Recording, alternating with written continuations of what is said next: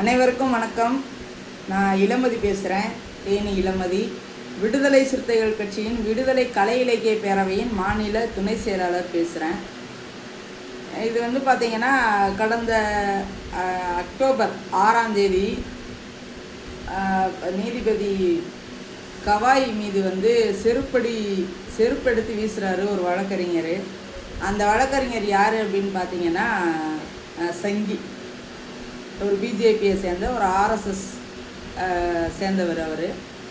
அவரை கண்டித்து இதுவரை அன்னைக்கு நடக்குது அந்த மாதிரி ஒரு சம்பவம் நடந்து அதற்கான எதிர்ப்பு குரல் எங்கேயுமே யாருமே எதிர்க்காத நிலையில் எங்கள் தலைவர் என்ன பண்ணுறாருன்னா, மறுநாளே அந்த சம்பவம் நடந்த மறுநாள் 7ஆம் தேதி என்ன பண்ணுறாருன்னா ஒரு ஆர்ப்பாட்டத்தை அறிவிக்கிறாரு. அதற்கு எதிர்ப்பாக ஒரு கண்டன ஆர்ப்பாட்டத்தை அறிவித்து ஒரு எதிர்குரல் கொடுக்குறாரு. எங்கடா ஏற்கனவே எங்கள் தலைவரை தொட்டாலே அள்ளு விட்டு போயிடும், தலைவர் பேசுகிறதுக்குலாம் அள்ளு விட்டு போயிடும் இந்த பிஜேபிக்காரங்களுக்கு. அதோட இதை வேற கையில் எடுத்தா என்னடா இதை ஆதாரத்தோடு இந்த மாதிரி பேச ஆரம்பித்தா இது பூமி கலப்பி விட்டால் நம்மளோட அரசியலுக்கே உழ வச்சுருவாங்களே, இது சங்கூதுற மாதிரி ஆகிடுமே, இது எவ்வளோ பெரிய விஷயம் அப்படின்னு சொல்லிட்டு என்ன பண்ணிட்டாங்க, இந்த பிஜேபிக்காரங்க யோசிச்சுக்கிட்டு புலம்பிக்கிட்டு இருக்கிற நேரத்தில் இந்த மாதிரி தூக்கத்தை கலைச்சிட்டாரே அப்படின்னு இருக்கிற நேரத்தில் அண்ணாமலை ஒரு டக்குன்னு ஒரு யோசனை அண்ணாமலைக்கு தோணி அண்ணாமலை என்ன பண்ணிட்டாருன்னா, இந்த பிஜேபி பாருங்கள், இந்த ஆர்ப்பாட்டத்தையே நான் ஒன்றும் இல்லாத பண்ணிட்டேன், இந்த ஆர்ப்பாட்டத்தையே நான் சப்புன்னு ஆக்கிட்டேன் பாருங்கள், நான் எந்த மாதிரிலாம் பண்ணுறேன் பாருங்கள், நான் தான் பிஜேபிக்கு உண்மையான ஆள், நீங்கள் என்ன பதவியிலேருந்து தூக்கிட்டு நயினார் நாகேந்திரனை போட்டிருக்கீங்க, அவர் இந்த பிஜேபிக்கு சரியான ஆள் கிடையாது, தமிழ்நாட்டுக்கு தலைவர் நான் தான், பாருங்கள் நான் என்னோடய அறிவை பாருங்கள் அப்படின்னு சொல்லிட்டு முட்டாள்தனமாக ஒரு வேலை பண்ணிட்டாரு. வேலை பண்ணிவிட்டு அவர் இப்போ மாட்டிக்கிட்டாரு ஒருத்தர் மாட்டிக்கினாரு அப்படிங்கிற கதை தான் இப்போ நடக்குது. தெளிவாக மாட்டிக்கிட்டாங்க. இந்த பாலிமர் டிவி, பாஜக கூட சேர்ந்து பார் கவுன்சில்.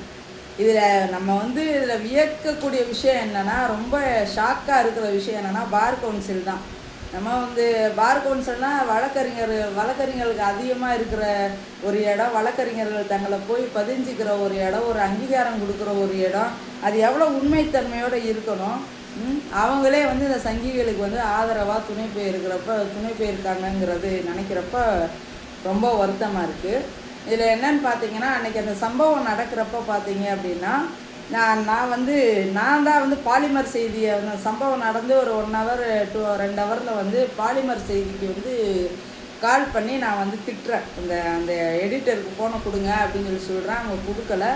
யாரோ ஒருத்தர் பேசினார், அவரை நான் பயங்கரமாக திட்டுறேன். அந்த சைட்லேருந்து பதில் பேசுகிற ஆரம்பத்தில் பேசினாங்க, அதை நான் கட் பண்ணிட்டு தான் போட்டேன். அவங்க என்ன சொன்னாங்க அப்படின்னா, எங்களுக்கு அந்த வீடியோ கொடுத்ததே ரஜினிகாந்த் தான், உங்கள் கட்சியை சேர்ந்த ரஜினிகாந்த் தான் அதை எங்களுக்கு கொடுத்தாரு, நாங்கள் அதை தான் போட்டிருக்கோம் அப்படின்ற மாதிரி சொன்னாங்க. அப்போ அதை திசை திருப்பி விட பார்க்குறாங்க அப்படின்னு நான் அப்போ நினச்சேன். ஆனால் அதுக்கப்புறம் தோழர்கிட்ட கேட்குறப்ப, ஆமாம் தோழர் நான் தான் கொடுத்தேன், அவங்க ஆல்ரெடி ஒரு தப்பான வீடியோவை பரப்பிக்கிட்டு இருந்தானுங்க, முன்னாடி இருந்து எடுத்த வீடியோவை போட்டிருந்தாங்க, அதில் இடிக்கிற மாதிரி இடிச்சிட்டாங்கங்கிற மாதிரி போட்டிருந்தாங்க. இல்லை நீங்கள் இப்போ பாருங்கள், இந்த வீடியோவை பாருங்கள், இது பாருங்கள், ஒரு இடைவெளி இருக்குது, ஒரு 2 மீட்டர் இடைவெளி இருக்குது, அந்த வண்டிக்கும் இந்த தலைவர் வந்த காருக்கும் அந்த ஸ்கூட்டிக்கும் இடையில இடைவெளி இருக்குது, நீங்கள் பாருங்கள் அப்படின்னு சொல்லிட்டு நான் தான் தோழர் அதை பாருங்கள், ஜூம் பண்ணி பாருங்கன்னு சொல்லி தான் அனுப்பினேன் அப்படின்னு என்கிட்ட சொன்னார். அப்போது அதுக்கப்புறம் அதுக்குள்ளே தான் இந்த நிறையா சம்பவங்கள் நிறைய இதை பற்றி அங்கங்கே விவாதங்கள் அப்படி போயிட்டே இருந்துச்சு. சரின்னு விட்டாச்சு. இப்போ நீங்கள் பாருங்கள், இந்த வீடியோவில் பாருங்கள். அதே போல் இதுதான் தோழர் ரஜினிகாந்த் அவர்கள் இந்த பாலிமர் செய்திக்கு அனுப்புன அந்த வீடியோ. இதில் பார்த்தீங்க அப்படின்னா கரெக்டாக அந்த கேப் இருக்கும் பாருங்கள், நல்லா கவனமாக பாருங்கள். தலைவரோட வண்டிக்கும் அந்த ராஜீவ்காந்திங்கிற சங்கி அந்த ரவுடி வர வண்டிக்கும் இடையில பாருங்கள் எவ்வளோ கேப் இருக்குன்னு. இடிக்கவே கிடையாது, அது ஒரு வேகத்தடை. அந்த வேகத்தடையில இவன் மேலே ஏறி போகிறான். பின்னாடி வர காரும் வேகத்தடையில மெதுவாக தான் போகும், ஏன்னா அது பைபாஸ் மாதிரியா போகும். வேகத்தடைனா மெதுவாக தான் போகும். அப்போ மெதுவாக அப்படி ஏறுறப்ப இவன் வேணும்னே போய்ட்டு அந்த இடத்துல நிறுத்திட்டு, நீங்கள் நல்லா கவனித்து பாருங்கள், வண்டியை நிறுத்திட்டு தலைவர் வண்டியிலேருந்து ஹார்ன் அடிக்கிறாங்க.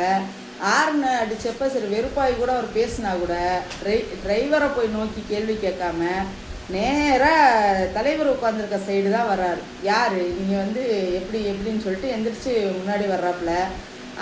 அந்த ஆள் அந்த ராஜீவ்காந்திங்கிற ரவுடி வந்து வர்றப்ப தலைவரை நோக்கி அந்த வண்டியை நோக்கி வர்றப்ப அங்கே யாருமே இல்லை. எஸ்கார்ட்ஸு அப்போ தான் வர்றாங்க. அங்கேருந்து எஸ்கார்ட்ஸ் வரவங்களுக்கும் பண்ணுறான்.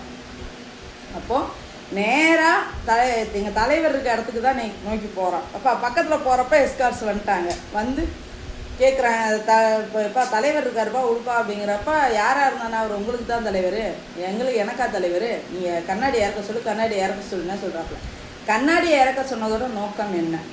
அங்கே ராஜீவ்காந்திங்கிற ஆள் வந்து சிங்கிளாக வரல அப்படிங்கிறது அடுத்தடுத்து வர்ற வீடியோக்களில் அடுத்தடுத்து வர்ற அந்த வீடியோ காட்சியில் சிசிடிவி காணொலியில் பார்ப்பீங்க நீங்கள். அதில் வந்து பாருங்கள், தனி ஆளாக வரல. அங்கே ஏதோ ஒரு திட்டமிட்ட சதியோடு வந்திருக்கிறாங்க. இது வந்து நமக்கு வந்து பார்க்குறப்பே கண்கூடாக தெரியுது. இப்போ வந்து பார்த்தீங்க அப்படின்னா இந்த ராஜீவ்காந்தி வந்து பார் கவுன்சிலுக்கு வந்த நோக்கம் என்ன அப்படின்னு சொல்கிறாங்க. ராஜீவ்காந்திங்கிற ரவுடி, அந்த ரவுடி சைட்லேருந்து என்ன காரணம் சொன்னாங்க? எல்லாருமே என்ன சொன்னாங்க, நிறையா பேர் வந்து அவனுக்கு சப்போர்ட் பண்ணலாம் பேசுனாங்க. என்ன அப்படின்னா அவங்க அக்காவோட ஐடி கார்டு வாங்குறதுக்காக தான் போனாங்க.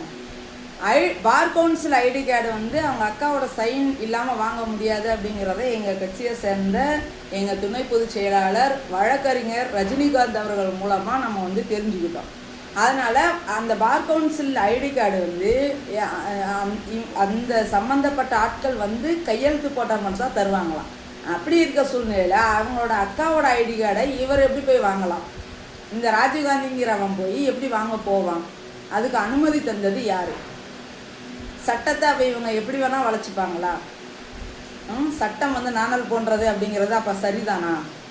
அப்புறம் வந்து இன்னொரு விஷயம் என்னென்னா, இந்த ராஜீவ்காந்தி வந்து இந்த அவங்க அக்கா கிட்ட அவங்க அக்காவோட ஐடி கார்டை வாங்குறது தான் பார் கவுன்சில் வந்தேன் அப்படின்னு சொல்கிறவன் இந்த சம்பவம் நடக்கிறது வந்து மதியம் 2:30 அந்த 2 to 2:30 அந்த டைமில் தான் சம்பவம் வந்து நடக்குது. ஆனால் அதுக்கு முன்னமே வந்து 12:48 வந்து அந்த பார் கவுன்சிலுக்குள்ளே அவன் வந்து உள்ள என்ட்ராகிறான். அந்த காணொலியை நல்லா பாருங்கள், தெளிவாக பாருங்கள், உங்களுக்கு தெரியும். அந்த 12:48 நிமிஷம் கிடையாது, 12:48 நொடிக்கு உள்ளே வர்றப்ப ஐடி கார்டு கேட்டு வாங்க வர்றவன் எங்கே போகணும்? நேராக கவுண்டரில் போய் ஐடி கார்டு கேட்கணும். ஆனால் நீங்கள் பாருங்கள், நேராக கவுண்டருக்கு போகலை.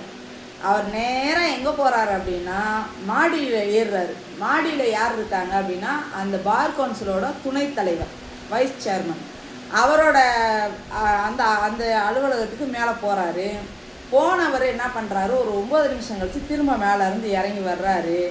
இறங்கி வந்தவர் திரும்ப அந்த இடத்துல வந்து அந்த இடத்த நோட்டம் அதை சுற்றியே நோட்டம் விடுறாரு. அதுக்கப்புறம் என்ன பண்ணுறாருன்னா 9 நிமிஷம் கழிச்சு கீழே இறங்கி வந்தவன் என்ன பண்ணுறான்னா நேராக சேர்மன் ரூமுக்கு போகிறான். சேர்மன் அவர் யாருன்னு பார்த்தா அமல்ராஜ், அவரோட ரூமுக்கு உள்ளே போகிறான். போனவன் என்ன பண்ணுறான், மறுபடி துணைத் தலைவர் கார்த்திகேயன், வேலு கார்த்திகேயன் அவரோட ரூமுக்கு போகிறான். இதில் என்ன ஒரு பெரிய விஷயம்னா, இந்த வேலு கார்த்திகேயனோட உதவியாளர்கள் எல்லாத்தையும் வேலை வாங்குகிறான். இந்த துணைத் தலைவர் வேலு கார்த்திகேயன் இருக்காரு, அவரோட உதவியாளர்கள், அவரோட ஸ்டாஃப், அந்த பார் கவுன்சில் ஸ்டாஃப் எல்லாத்துக்குமே வந்து இவன் வந்து போயிட்டு வேலை வாங்குறான். அவங்க எல்லாரும் இவன் சொல்கிற வேலையை செஞ்சிட்ருக்காங்க. அதுக்கப்புறம் என்னன்னா, கிட்டத்தட்ட ஒரு 45 நிமிஷம் இவன் பார் கவுன்சிலுக்குள்ளேயே இருக்கிறான். அந்த பார் கவுன்சிலுக்குள்ளேயே சுற்றி வந்துக்கிட்டு இருக்கிறான். கரெக்டாக 12:40 12 மணிக்கு உள்ளே போனவன் 12:40 வெளில போகிறான். 12:46 மறுபடியும் உள்ளே வரான்னு கேட்டேன். அந்த வீடியோவை நீங்கள் தெளிவாக பார்த்தீங்கன்னா உங்களுக்கு புரியும். அதுக்கப்புறம் 1:22 வெளில போகிறான். அது வர உள்ளே தான் சுற்றிட்டு இருக்கான். திரும்ப 1:22 வெளியில் போகிறான். திரும்ப 2:20 வந்து பிளாட்ஃபார்மில் ஒரு நிற்கிறான் பாருங்கள். கரெக்டாக அந்த அம்புக்குறி நீங்கள் பார்த்தீங்கன்னா தெரியும். 2:20 அந்த பார் கவுன்சிலுக்கு அடுத்து கீழே உள்ள பிளாட்ஃபார்மில் நிற்கிறான். நின்று 2 முறை வாட்சை பார்க்குறான், டைம் பார்க்குறான். ரொம்ப அவசர பதட்டத்தோடு பின்னாடி திரும்பி பார்க்குறான். கவனமாக பார்த்தீங்கன்னா தெரியும். அதுக்கப்புறம் 2:21:43 எதிர் சைடு, அதாவது எதிர் சைடு அந்த ஆவின் பூத்துக்கிட்ட தான் அந்த ஆர்ப்பாட்டம் நடக்குது. அந்த எதிர் சைடு இருக்கிற அது வந்து இது நோவே, ஒன் வே, அந்த அந்த பக்கம் இப்படி இந்த பக்கம் போகிற வண்டி இப்படி போகும், அந்த பக்கம் வர வண்டி அப்படி போகும். ஆனால் இவர் என்ன பண்ணுறாரு, இந்த வீடியோவில் பாருங்கள், அந்த நோவேல ஒன்வேல அந்த வண்டி வந்து வராது, வந்து வர்றான். இந்த ராஜீவ்காந்திங்கிற ரவுடி வந்து அந்த சைடு வரான். நல்லா கவனமாக பாருங்கள். அப்படி வந்துக்கிட்டு இருக்கிறப்ப எங்கள் தலைவரோட வண்டி வருது. வர்றப்ப என்ன பண்ணுறா, யூட்டர்ன் போட்டு வந்து அந்த வண்டியை வந்து பின்னாடி சைரனோட வருது வண்டி. சத்தம் கேட்டுக்கிட்டே வண்டி வர்றப்போ ஏன் நின்று போயிருக்கலாமே. பின்னாடி வந்து சைரன் போட்ட வண்டி வருது. ஒரு விவிஐபிக்கு தான் சைரன் போட்ட வண்டி வருங்கிறது அவனுக்கு தெரியாதா? இப்போ பின்னாடி நிற்காம என்ன பண்ணுறான்னா, முந்திக்கிட்டு போகிறான். இந்த வண்டியை முந்தி போய் நிற்கணும் மறிக்கணுங்கிறதுக்காகவே திட்டமிட்டே போகிறான். போகிறப்பவே பாருங்கள், அந்த லெஃப்ட் ஹேண்டை வந்து யார்ட்டையும் இப்படி ஆட்டுறான். அந்த லெஃப்ட் ஹேண்டில் ஏதோ சொல்கிறான் பாருங்கள்.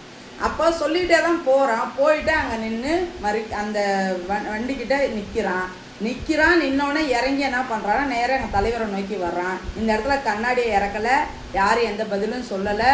அங்கே வந்து ஏன் அப்படி தான் இடிப்போம் வைப்போன்னு எதுவுமே யாருமே கேட்கலை, எந்த வார்த்தையுமே சொல்லலை. ஆனால் இவன் என்ன பண்ணுறான்னா, இறங்கி நேராக தலைவரை நோக்கி வர்றான். இவன் வந்ததுக்கப்புறமா வந்துக்கிட்டு இருக்கிறப்ப தான் இந்த எஸ்கார்ட்ஸ் வந்து வர்றாங்க. நல்லா பாருங்கள் வீடியோவில்.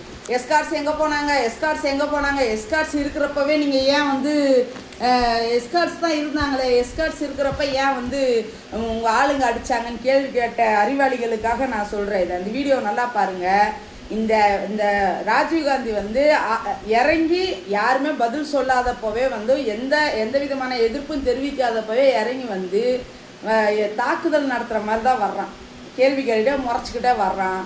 அப்போ வந்து இவங்க எஸ்கார்ட்ஸ் வந்து ஒன்றும் இல்லை, தலைவர் நிற்கிறார் போங்கங்கிறாங்க. அதுக்குள்ளே கட்சிக்காரவங்க சிலர் வழக்கறிஞர்கள் வந்துடுறாங்க. தலைவர் இருக்காருப்பா, போப்பா, இப்போ என்னப்பா வண்டி தலைவரோட வண்டிப்பா உடுப்பா அப்படின்னு சொல்கிறாங்க. உனக்கு தான் தலைவர், எனக்கா தலைவர், கண்ணாடி இறக்க சொல்லு அப்படின்னு சொல்லி கேட்குறான். அப்போ கண்ணாடி இறக்க சொல்லு, உனக்கு மட்டும் தான் தலைவர், எனக்கு தலைவர் இல்லை தான், கண்ணாடி இறக்குன்னு சொல்கிறதுக்கு நீ யார் அப்படின்னு அடிப்பாங்களா மாட்டாங்களா?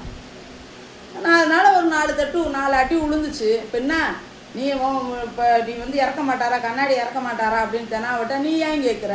டிரைவரை போய் கேட்டீங்க, வண்டி ஓட்டி டிரைவரை தானே நீ கேட்டுருக்கணும். நீ ராங் ரூட்டில் நீ எப்படி வந்த? ஃபஸ்ட்டு நீ ராங் ரூட்டில் வந்துட்டு மறுபடியும் நீ போகிற மாதிரி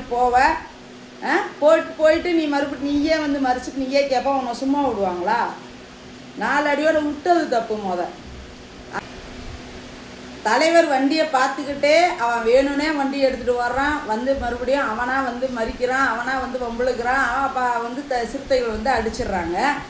அதை ஹைகோர்ட்டில் ஆவின் பூத்துக்கு எதிர்த்தாப்பில் தான் அந்த இதுவே நடக்குது. அது பக்கத்தில் தான் அந்த பார் கவுன்சிலே இருக்குது. இந்த ஆர்ப்பாட்டம் அங்கே தான் நடக்குது, பக்கத்தில் தான் பார் கவுன்சிலே இருக்குது. இவன் எல்லாத்தையும் கவனிச்சுட்டு எல்லாத்தையும் நோட்டம் விட்டுட்டு தான் வர்றான். சரி, அப்புறம் அடித்த உடனே அவன் பார் கவுன்சிலுக்குள்ளே நேராக ஓடுறான். திட்டமிட்டு வச்ச மாதிரியே ஓடுறான். எப்படி நான் திட்டமிட்டுருக்கான் அப்படின்னு சொல்கிறான்னா, நீங்கள் பாருங்கள், அவன் ஓடுறான், அவன் தான் தப்பிச்சு ஓடுறான். ஓடினோடனே பின்னாடி சிறுத்தைகள் வேறு அவனை துரத்திட்டு வர்றாங்க அப்படின்ட்டு என்ன பண்ணுறான், அவன் தான், அதாவது மயங்கி விழுகிற அளவுக்கு சிறுத்தைகள் வந்து அடித்தாங்க. 20 பேர் சேர்ந்து தாக்குனாங்க. மயங்கி கூட்டமாக அடிச்சிட்டாங்க. உயிரே போகிற அளவுக்கு என்ன அடிச்சிட்டாங்க.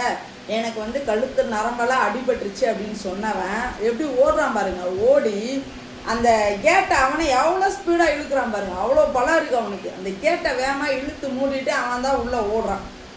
உள்ளே போனவன் நேராக எங்கே போகிறான் பாருங்க, ஆஃபீஸ் ரூம்குள்ளே போகிறான். ஆஃபீஸ் ரூம்குள்ளே போயிட்டு அங்கே ஏதோ அங்கே இங்கே அப்படி உலாவுறான். அங்கே ஏதோ கேட்குறான், ஏதோ நடக்கிறான். திருப்பி வர்றான். திரும்ப வந்து அந்த துணைத் தலைவர் ரூமுக்கு மேலே ஓடுறான். மேலே போனவன் திரும்ப என்ன பண்ணுறான், அங்கேருந்து திரும்ப இறங்கி அந்த ஒரு லேடியோட வர்றான். அந்த லேடி யாருன்னு பார்த்தா அந்த துணைத் தலைவரோட அவங்க வந்து பிஏவான்.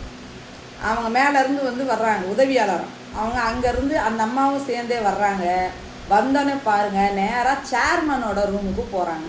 அந்த பார் கவுன்சில் தலைவர் அவங்க ரூமுக்கு போகிறாங்க. போனோடனே அந்த மேலே சாவி இருக்குது. அந்த சாவியை அந்த அம்மா காட்டுறாங்க. அப்போ அந்த சாவியை வந்து காட்டினோடனே எட்டலை அவங்களுக்கு.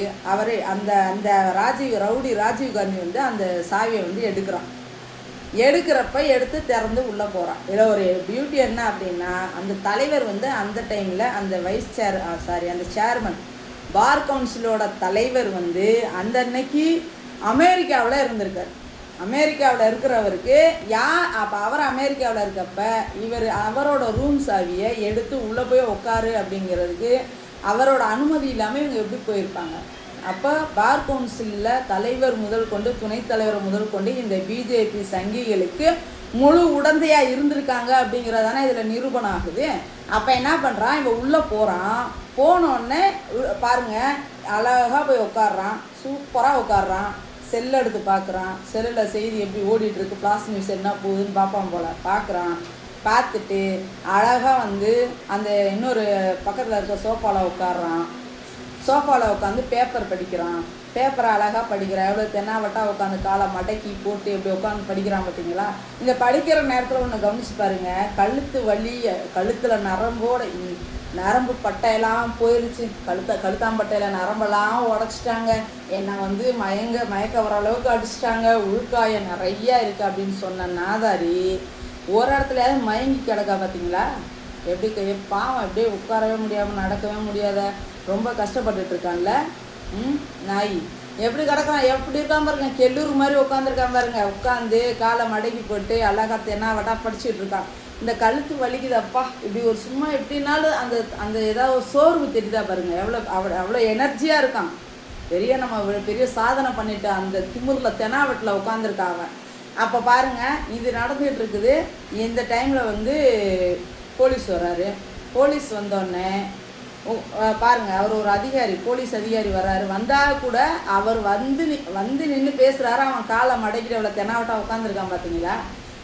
ஒரு போலீஸ் அதிகாரி வந்திருக்காரு. ஒரு காலை எடுத்து ஒரு மரியாதை கூட அவன் ஏதாவது வச்சுருக்கானா பார்த்தியா. எப்படி இருக்கான் பாருங்க. அதே போல் அவன் தான் உட்காருங்கிறான். நல்லா அந்த வீடியோவை நல்லா கவனிங்க. அந்த போலீஸ் அவன் தான் அப்படி உட்காருன்னு பக்கத்தில் ஸ்ட்ரீட்டை காட்டுறான். அவர் உத்தரவு போட்டு தான் அவர் உட்கார்றாரு போலீஸே. அந்த ராஜீவ்காந்திங்கிற ரவுடி உத்தரவு போட்டு தான் போலீஸே உட்கார்றாரு. இப்படி கையை காட்டினோடனே தான் உட்கார்றாரு. உட்கார்ந்தவொடனே என்ன ஆகுது அப்படின்னா, அவன் பேசுகிறார், நல்லா தெளிவாக பேசுகிறாங்க, 2 பேர் பேசுகிறாங்க. அவன் என்ன சொன்னான், போலீஸ் வந்து என் ஜாதியை கேட்டுச்சு, ஜாதியை கேட்டு போய் வெளியே சொன்னோடனே வந்து 20 சிறுத்தை ரவுடிகள் வந்து எங்களை விசிகா ரவுடிகள் குண்டர்கள் வந்து என்னை தாக்குனாங்கன்னு தானே அந்த ஃப்ராடு சொல்லிச்சு. இந்த ஃப்ராடு அந்த பாடு அப்படி தானே சொன்னான். ஆனால் பாருங்கள் எத்தனை பேர் வர்றாங்க பாருங்கள், 4 பேர் வர்றாங்க. தோழர் திலீபன் அவரோட தலைமையில் 4 பேர் வர்றாங்க. 4 பேர் வந்து கேட்குறாங்க, நல்லா பேசுகிறான் பாருங்க. அவங்கக்கிட்டேயுமே வந்து எக்ஸ்பிளைன் பண்ணுறான், யாருப்பா நீ எங்கேருந்து வந்திருக்கன்னு அவர் கேட்குறாரு. அதுக்கு வந்து அவன் வந்து என்ன ஏதோ எக்ஸ்பிளைன் பண்ணுறான். இல்லை என்னென்னா இந்த ஃபுட்டேஜெல்லாம் நாங்கள் வந்து 2 நாளாக கேட்டுக்கமோ இப்போ என்ன 7ஆம் தேதி நடந்தது, இன்னைக்கு தேதி வந்து 26 ஆகி போயிடுச்சு. ஆனால் இத்தனை நாள் வந்து கேட்டுக்கிட்டே இருந்தோம் நாங்கள். இந்த பார் கவுன்சிலில் நடந்த வீடியோவை கொடுங்க உள்ளே நடந்த வீடியோ கொடுங்க அப்படின்னு கேட்டப்ப இந்த பார் கவுன்சில் தர மறுத்துச்சு. ஆனால் இப்போ இதை வந்து பாலிமர் டிவிக்கு எப்படி இவங்க வந்து இந்த ஃபுட்டேஜை எப்படி கொடுத்தாங்க அப்படிங்கிறதா நம்மளோட கேள்வி. எப்படி பாலிமர் டிவிக்கு இந்த ஃபுட்டேஜ் போச்சு? அங்கே கொடுக்கலாம். நான் ஒரு வழக்கறிஞர் வந்து கேட்குறாரு, எங்கள் தலைவரும் வழக்கறிஞர் தான். இதை போய் அங்கே வந்து சம்பவம் நடக்கிறது, தாக்குதல் நடக்கிறது, சண்டை போடுறவங்க எல்லாரும் வழக்கறிஞர் தான். இதை போய் கேட்குற அந்த வீடியோ போய் கேட்குறவரும் வழக்கறிஞர் தான். எல்லாரும் பார் கவுன்சிலில் பதிவு பண்ண வழக்கறிஞர்கள். இவங்க கேட்டு அந்த வீடியோவை ஆதாரத்தை கொடுக்கல. பாலிமர் செய்திக்கு எப்படி இந்த ஆதாரத்தை கொடுத்தாங்க? அதோட சிசிடிவியில் வாய்ஸோட தானே பதிவாயிருக்கும். அந்த வாய்ஸோடு கொடுக்க வேண்டியது தானே. ஏன் வாய்ஸை கட் பண்ணிட்டு கொடுத்துருக்காங்க? வாய்ஸோடு கொடுத்துருந்தா எல்லாம் டோட்டலாக கும்பலோடு போய் உள்ளே போவானுங்க, எல்லாமே கூட்டு சதிங்கிறது அம்பலம் ஆயிரும். அப்படிங்கிறக்காக இதை வாய்ஸை கட் பண்ணிவிட்டு வெறும் வீடியோவை மட்டும் இவனுங்க வந்து கொடுத்துருக்குறாங்க. இதுதான். அது மட்டும் இல்லை, அதுக்கப்புறம் பாருங்கள், இது வந்து அந்த சிறுத்தைகள் வந்து ஒரு 20 பேர் வந்து மொத்துனாங்க. அடி நாங்கள் போட்டு அடிச்சிட்டாங்க, ஏறி மிதிச்சிட்டாங்க அப்படின்னு ஃப்ராடு விட்டான். ஆனால் எத்தனை பேர் வர்றாங்கன்னு நீங்களே பாருங்கள். ஒரு 6 பேர் வர்றாங்க, அவ்வளோதான். அதுவும் 6 பேரும் வந்து பேச்சுவார்த்தை தான் நடத்துகிறாங்க. யாருப்பா நீ, எதுக்கு வந்த, எங்கேருந்து வந்தால் உன்னை யார் அனுப்புனாங்க அப்படிங்கிறத மட்டும் தான் கேட்குறாங்க. அந்த இடத்துல வாக்குவாதம் நிறைய ஆகுறப்ப இவங்க என்ன பண்ணுறாங்க, அந்த பார் கவுன்சில் ஊழியர்கள் வந்து உள்ளே எதுவுமே பண்ண வேணாம், நீங்கள் வெளியே வந்துடுங்க, உள்ள பிரச்சனைலாம் எதுவும் பண்ணிக்காதீங்க, வெளியில் வந்துடுங்கன்னு சொல்லிட்டு அவங்கள வெளியில் கூப்பிட்றாங்க. வெளியில் வந்த உடனே என்ன பண்ணுறாங்க, வெளியில் வந்தோடனே இவன் சரி போகிறான் அப்படின்னு சொல்லிட்டு இவங்க வெளியில் போயிடுறாங்க. யார், திலீபன், அந்த தோழர் திலீபனா அவங்களோட டீம் வெளில போயிடுறாங்க. இவன் என்ன பண்ணுறான், போகிற மாதிரி போயிட்டு வெளில வர்றப்போ அங்கே இருக்க இன்னொரு வழக்கறிஞர் என்ன பிரச்சனைன்னு கேட்குறாரு. அதை அவன் சொல்லிகிட்டு இருக்கான் போல். சொல்லிட்டு இருக்கிறப்ப இவர் பின்னாடி கை கட்டிக்கிட்டு திலீபன் அங்கேருந்து வர்றாரு. வந்து நீ யார் எதுக்கு வந்த, முதல்ல என்ன காரணம்னு சொல்லு அப்படின்னு சொல்லிட்டு அவர் கேட்குறப்ப இவர் என்ன பண்ணுறா, நான் வழக்கறிஞர் அப்படின்னு சொல்லியிருக்கிறான். அப்போ வழக்கறிஞர்னா உன் ஐடி கார்டை காட்டு அப்படிங்கிறப்ப அவர் ஒரு ஐடி கார்டு எடுத்து காட்டியிருக்கான். அது ஒரு லேடியோட ஐடி கார்டு. அந்த லேடியை வந்து அவங்க அக்கா அப்படின்னு சொல்லி சொல்கிறான். அது உண்மையோ போய் அது யாருக்கு தெரியும், யாரோ ஒருத்தவங்கள வாடகைக்கு கொடுத்தவங்க கூட அக்கான்னு சொல்ல வச்சுருப்பானுங்க ஃப்ராடுகார சங்கியை. அப்போ இதை வந்து அக்கான்னு சொல்லி சொல்கிறான். உன்னோட ஐடி கார்டை எங்கே, நீ எப்படி பார் கவுன்சிலுக்குள்ளே வந்த அப்படின்னு சொல்லி கேட்குறப்ப தான் வந்து ஒரு அடி, அவன் வந்து திமுறாய பேசுகிறனால ஒரு அடி, ஒரே ஒரு அடி. அந்த ஒரு அடி வாங்கினதுக்காக இன்னும் மயக்கம் போட்டேன்னு சொன்னவன் எப்படி ஓடுறான் பாருங்க மேலே, என்ன மாதிரி ஓடுறான், எவ்வளோ ஸ்பீடாக ஏறுறாரு பார்த்தீங்களா, எனர்ஜியாக மேலே. அந்த துணைத்தலைவரை பார்க்க தான் போகிறான்.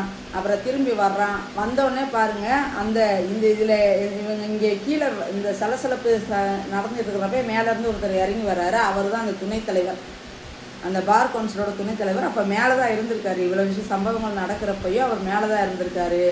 மேலே அவர் இருக்க ரூமில் வந்து இவரை இவன் வந்து மேலே போனான்னா அந்த சிறுத்தைகள் பின்னாடியே வந்துடுவாங்க, வந்து நம்ம தான் இதுக்கு துணையாக இருக்கோம் அப்படின்னு கண்டுபிடிச்சிருவாங்கன்னு தான் ஊர்லேயே இல்லாத அந்த சேர்மனோட ரூமில் போயிட்டு அங்கே போயிட்டு சாவி எடுத்து கொடுத்துட்றானுங்க. அங்கே போயிட்டு இவன் போய் உட்கார்ந்தோடனே என்ன சொல்லிக்கிறா, இப்போ அவரே இப்போ சேர்மனே கேட்டால் கூட தலைவர் அவர் என்ன சொல்லி தப்பிச்சுப்பார், எனக்கு தெரியாது, நான் வந்து அப்போ அமெரிக்காவில் இருந்தேன், இவங்க கொடுத்துருக்காங்க, அதுக்கு நான் ஒன்றும் பண்ண முடியாதுன்னு இந்த உதவியாளரையே அந்த அம்மா பாவம் அவங்க மேலே வந்து பழியை போட்டு தப்பிச்சுக்கலாம். அவங்க சொல்கிறதான் இவங்க செய்வாங்க, ஆனால் இவங்க மேலே பழியை போட்டு தப்பிச்சுக்கலாம் அப்படின்னு சொல்லிட்டு என்ன பண்ணிட்டான்னா இந்த மாதிரி ஒரு ட்ராமாவை அரங்கேற்று இந்த கீழே வந்து அவர் தான் வந்து இதை வந்து இது பண்ணுறாரு, வெளியே அனுப்பி விட்றாரு.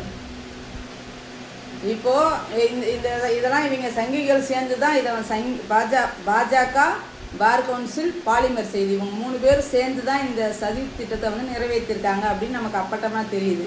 இப்போ பாருங்கள், இந்த இடத்துல நீங்கள் நல்லா கவனித்து பாருங்கள், கவனமாக இந்த இடத்துல நீங்கள் பார்க்கணும். என்னென்னா 2 மணி 22 நிமிஷம் 13 செகண்டு அந்த டைமில் தலைவர் வண்டியை அவன் வந்து மறைக்கிறான். அந்த சம்பவம் நடக்கிறது அந்த டைம் தான். அந்த டைம் அவன் மறித்த அதே டைமுக்கு பாருங்கள் ஒரு 3 பேர் அந்த ரோடை கிராஸ் பண்ணி வர்றாங்க. அந்த வர்றதுல 3 பேர்த்துல 3 பேரும் 3 பக்கம் பிரிகிறானுங்க. ஒருத்தன் இந்த பக்கம் போயிடுறான், ஒருத்தர் இந்த பக்கம் போயிடுறான். நடுவில் ஒரு காவி சட்டை ரெட் ஷர்ட் போட்டவன் மட்டும் பாருங்கள் செல்லை வந்து ஆன் பண்ணிகிட்டே வரான், அந்த கேமராவை வந்து ஆன் பண்ணிக்கிட்டே வர்றான். அந்த அந்த அந்த காட்சியை வந்து அவன் தான் படம் பிடிச்சிக்கிட்டே வரான். அந்த ஆப்போசிட்லேருந்து வர்றவன் வந்தவன் என்ன பண்ணுறான், மறைவாக போகிறானுங்க. அங்கே ஒரு கார் நிற்கிது, அந்த காரோட மறைவில் நின்று வீடியோ எடுக்கிறான். அங்கே பிரச்சனையாகுது, இவனை அடிக்கிறாங்கன்னு தெரிஞ்ச உடனே அவன் என்ன பண்ணுறானுங்கன்னா பின்னாடி நகரானுங்க. கூட்டத்தில் பச்சை சட்டை ஒதுங்குறான் பாடுறா அப்படிங்கிற காமெடிக்கு ஏற்ற மாதிரி இவனுங்க என்ன பண்ணுறானுங்க, பின்னாடியே போகிறானுங்க. போகிறப்ப என்ன பண்ணுறான், இந்த ராஜீவ்காந்தி ஓடுறத பாருங்களேன், அவன் எங்கெல்லாம் போகிறானோ அங்கெல்லாம் அவனோட கேமரா திரும்பும். இப்போ நம்ம பாலிமர் செய்தியில் பார்த்துருப்போம், ஓடுறதெல்லாம் காட்டியிருப்பாங்க. அப்போது அந்த கேமரா ஃபுல்லாகவே வந்து ராஜீவ்காந்தி அந்த விசிகாக்காரவங்க என்ன பண்ணுறாங்க அப்படிங்கிறத படம் பிடிக்கிறதுலே தான் அவனோட கவனம் ஃபுல்லாக இருக்குது. ராஜீவ்காந்தி எங்கெல்லாம் போகிறானோ அங்கெல்லாம் வந்து இது போகும்.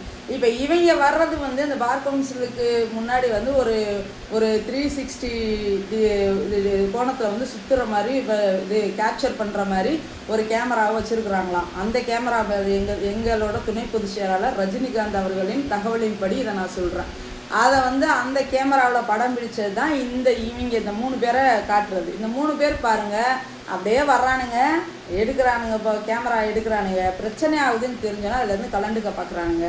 குறிப்பாக அந்த சோப் செட்டை போட்டவன் யார் அப்படின்னு விசாரிக்கிறப்ப பாலிமர் செய்தியோட நிருபர்.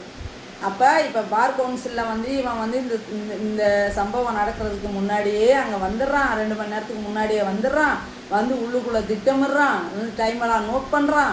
அதுக்கப்புறம் சைரன் வச்ச வண்டி வந்தாலும் அதை பொருட்படுத்தாமல் வந்து இதை வந்து வண்டியை மறிக்கிறான்.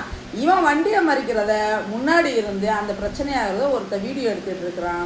இப்போ பார் கவுன்சில் இதுக்கு துணையாக போகுது.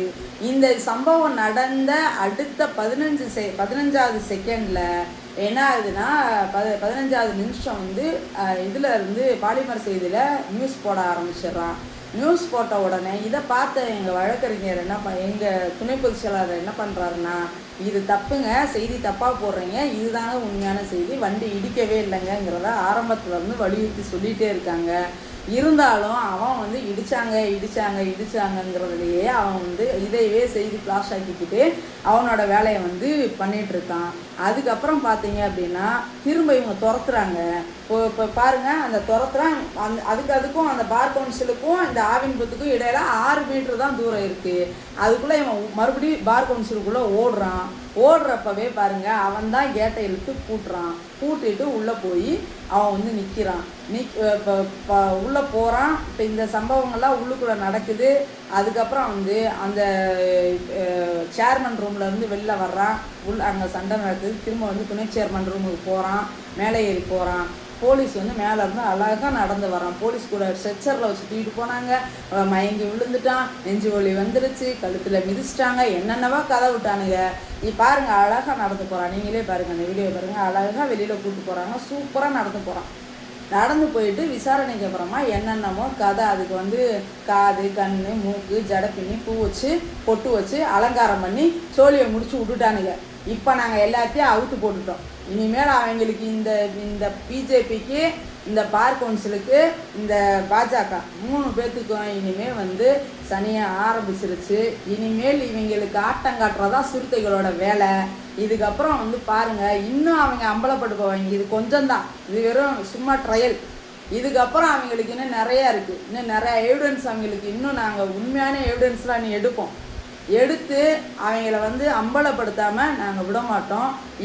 இதை வந்து இதுக்கு மேலே அவனுங்க வந்து இது மாதிரி இது வந்து எல்லாத்துக்குமே பாடம். சாதி மதவாதிகள் தலைவரை இங்கே விசிகாவை எதிர்க்கணும், சிறுத்தைகளை எதிர்க்கணும், எங்கள் தலைவருக்கு வந்து குடைச்சல் கொடுக்கணும்னு நினைக்கிற எல்லாத்துக்கும் இது ஒரு பாடம். சிறுத்தைகள்கிட்ட மாட்டினீங்கன்னா சின்ன பின்னம் ஆயிடுவீங்கிறது.